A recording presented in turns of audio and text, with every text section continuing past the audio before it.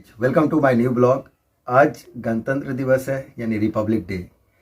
73 Republic day है आज हमारे सोसाइटी में इस झंडा फहराया जा रहा है और बहुत सारी चीज़ें की जा रही है। तो चलिए आज आपको लेके चलते हैं हम, ठीक है, कि हमारे यहाँ रिपब्लिक डे किस तरह से मनाया जा रहा है। और ये कोरोना की टाइम है जिसकी वजह से थोड़ा सा प्रिकॉशंस लिया गया और बहुत सारी गैदरिंग नहीं हो पाएगी। हाँ, बहुत कम लोग इसके लिए यहाँ पे आएंगे क्योंकि कोरोना का टाइम है और अभी भी हमारे यहाँ लॉकडाउन है, राइट। तो इसको देखते हुए अभी कम लोग आएंगे और झंडा फहराएंगे, लेकिन चलिए जो भी होगा उस सब चीज़ों से आपको अवगत कराते हैं। अभी मैं यहाँ आया हूँ तो देख रहा हूँ कि सभी अब इस कार्यक्रम में लगे हुए हैं कि कैसे झंडा को फहराया जाए। तो आप देख रहे हैं झंडे फहराने की पूरी तैयारी प्रक्रिया शुरू हो चुकी है। पूरी तरह से झंडा वगैरह लग चुका है और यहाँ पे जितने भी हमारे सोसाइटी के मेंबर्स हैं वो आए हुए हैं और धीरे धीरे कुछ लोग भी अब इकट्ठा होते जा रहे हैं।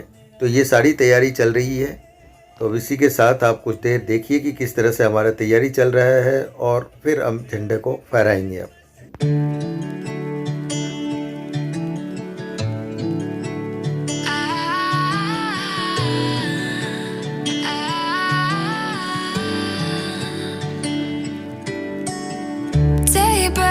And I'm burned by the morning light. I make the same mistake more than twice. Same song, but brand new dance. I wear out my third second chance.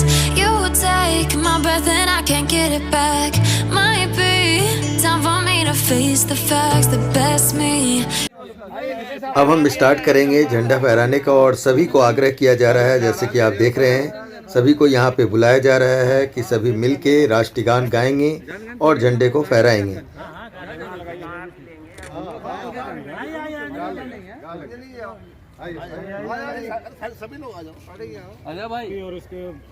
ये हमारे सोसाइटी के प्रधान हैं कवर कर, जिनकी अभी स्पीच आपको सुनाने में जा रहा हूँ।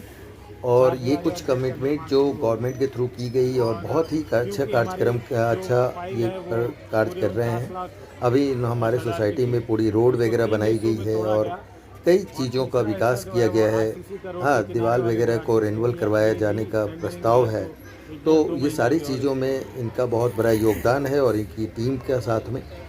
तो इसके साथ ही ये सारे चीज़ों के बारे में ये एक्सप्लेन कर रहे हैं, बता रहे हैं हम लोगों को। हाँ, और धीरे धीरे जो इससे पहले वाले जो हमारे सोसाइटी के प्रधान बने हुए थे उन लोगों की भी स्पीच आपको हम दिखाएंगे। तो आप देखिए कि वो लोगों ने क्या क्या कार्य किया और किस तरह से उन्होंने अपने चीज़ों को एक्सप्लेन किया है, वो सारी चीज़ें यहाँ पे दिखाई जा रही है। बनाने के लिए तो आप हमारे साथ बने रहें, हमें सहयोग देंगे। उसके अलावा 5 लाइटों की बात हुई थी मंदिर के लिए, तो वो उन्होंने बोला था कि जैसे ही लाइट आती है मुख्यमंत्री परियोजना में 80 वाट की 5 लाइटें हम मंदिर प्रांगण के लिए देंगे। अभी तक और आगे भी मेरा जो प्रयास रहेगा पूरी टीम के साथ, वो सिर्फ यही रहेगा कि अपार्टमेंट की तरक्की के लिए या जो विकास के काम हैं वो जितने हो सके पूरी कोशिश जारी रहेगी।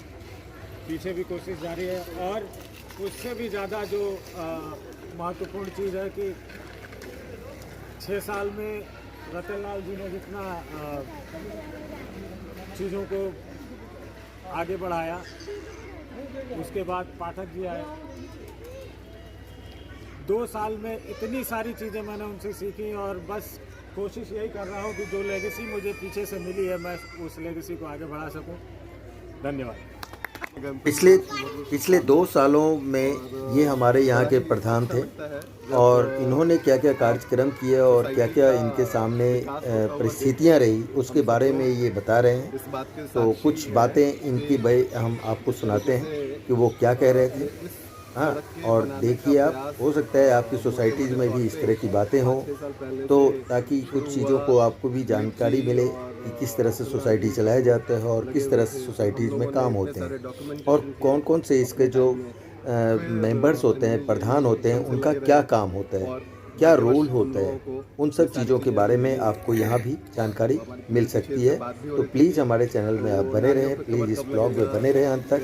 और भी कई लोगों के बारे में आपको बताऊंगा और जो छोटी छोटी चीज़ें हैं वो भी आपको जानकारी मिलेगी। एकदम से ये दिल मांगे मोड़ वाला जो एटीट्यूड रहता है कि और वो सामने वाले पार्क पे वो कब होगा, लाइटें कब लगेंगी।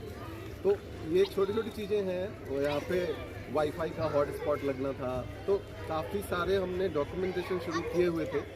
और उन सारी चीज़ों पे जिस तरीके से अंजलि जी लगे हुए हैं और पूरी टीम लगी हुई है, एकदम क्लियर अप्रोच से, पॉजिटिव माइंडसेट से, तो मुझे बिल्कुल विश्वास है कि बीच में कुछ झलक मैं आपको अपने सोसाइटी का दिखा रहा हूँ। उसे देखिए किस तरह का सोसाइटीज है। हमारा DDA का LIG फ्लैट है ये हमारे सोसाइटी के सबसे पहले प्रधान थे और 6 इयर्स तक ये प्रधान के रूप में बने रहे। उसके बाद फिर दूसरे आए जो पाठक जी थे। उसके बाद अभी जो है सो तीसरा अंजनी जी के नाम से हैं, वो हमारे सोसाइटी के प्रधान हैं। तो ये भी अपने बारे में कुछ चीज़ों को बता रहे हैं और अपने कार्यकाल में क्या क्या रहा। और दूसरी बात ये कुछ सजेशंस भी दे रहे हैं, तो उनको भी आपको हम सुनाते हैं। अपने संबोधन में और एक निवेदन करता हूँ, बस विश्लेषक कहा है तो इसलिए बोल रहा हूँ। कार्य तो हमारे चल ही रहे हैं और आप लोगों के प्रयासों से चलते रहेंगे, आगे बढ़ते रहेंगे। ये जो 49,08,442 रुपये का जो हमारा बजट था, ये डेफिशिएंसी बजट है हमारा, ये किसी MCD का बजट नहीं था जी, ठीक है। ये 49 लाख को जो है 3 हिस्सों में बांटा गया है। मैं अंजलि जी से यही एक निवेदन करूँगा सब लोगों के सामने कि वो 49 लाख का जो इन्होंने बंटवारा किया है उस पर आप अपना फोकस रखिए कि 49 लाख रुपए किस किस मद पर खर्च हुए हैं और बाकी बचा हुआ पैसा कहाँ लगाने जा रहे हैं। बहुत बढ़िया, बिल्कुल सही, क्योंकि वो किसी का पैसा नहीं है, वो MCD का बजट नहीं है कि वो जो है ख़त्म हो जाएगा। ये जो हमारा कॉरपोरेशन में जो जेई है, जो कॉरपोरेशन को दिया गया है 49,08,442 रुपये, उस पर आप फोकस रखिए कि 8 लाख रुपए हमारा सड़क पर खर्च हो गया, 12 लाख रुपए हमारा रोड पे खर्च हो गया, बाकी बचा पैसा कहाँ है हमारा, वो किस मद पर खर्च किया जाएगा।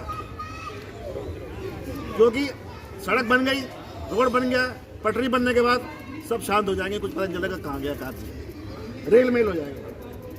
तो मेरा आपसे यही एक निवेदन है कि उस पर फोकस रखें कि वो जेई के साथ बैठिए और बैठने के बाद बताइए कि किस किस जगह कितना कितना पैसा है, बाकी पैसा कहाँ है, कहाँ लगाने जा रहे हैं।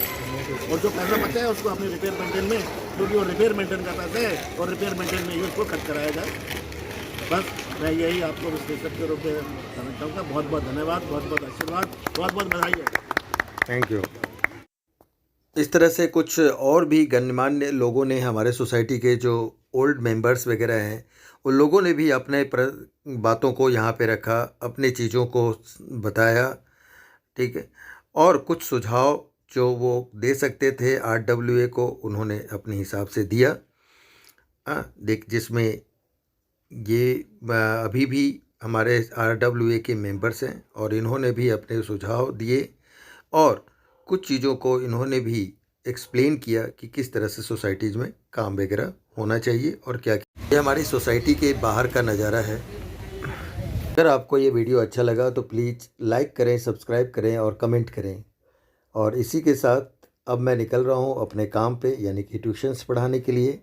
आज भी मैंने रेस्ट नहीं किया और अपने काम पे लगा हुआ हूँ। थैंक यू, धन्यवाद।